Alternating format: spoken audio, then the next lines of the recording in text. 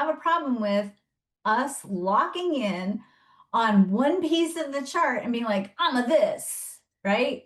Because it doesn't make any sense. If I draw a stick figure and I say, this is a manifesting generator, right? You wouldn't have a clue what that meant. That would be so out of context. And if we looked at that through the lens of human design, and he said, okay, I'm a manifesting generator, like it doesn't mean anything out of the context of all the other parts in the chart, right? Am I a manifesting generator with an open root? Am I fifth line profile? Do I have an open G?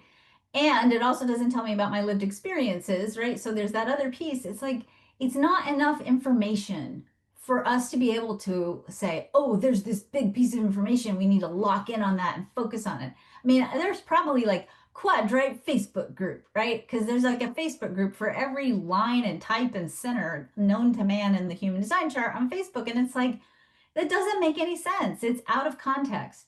So those variables are really about, if I was going to give them simple words, I would say they're about introversion and extroversion, inward and outward focusing. And Kate, how many of you have taken like Myers-Briggs and like where you classify it like as an introvert or an extrovert, right? Like how many of you like right here, I'm 100% introvert, 100% extrovert? Like nobody is.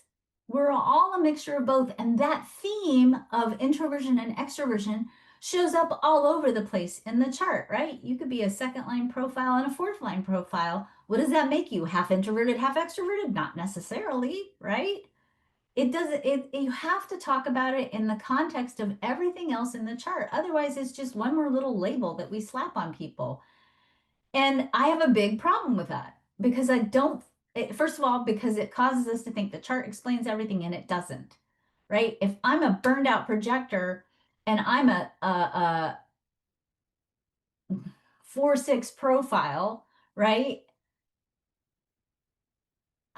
I'm going to be an introvert because I'm burned out, and it has nothing to do with this left arrow and this right arrow or this, it doesn't, we have to stop looking at the chart as a tool to explain everything because it doesn't.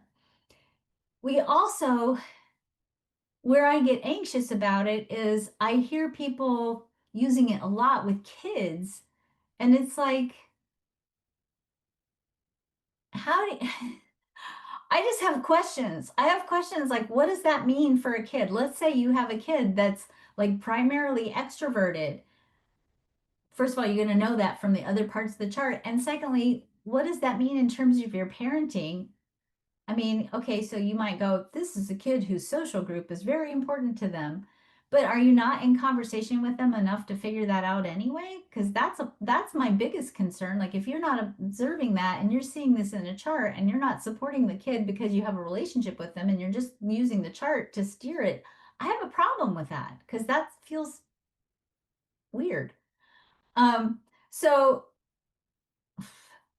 the bottom line is there's more in the chart than introversion and extroversion, and or inwardly and outwardly focused. And there are going to be a lot of elements within the chart that are going to influence that.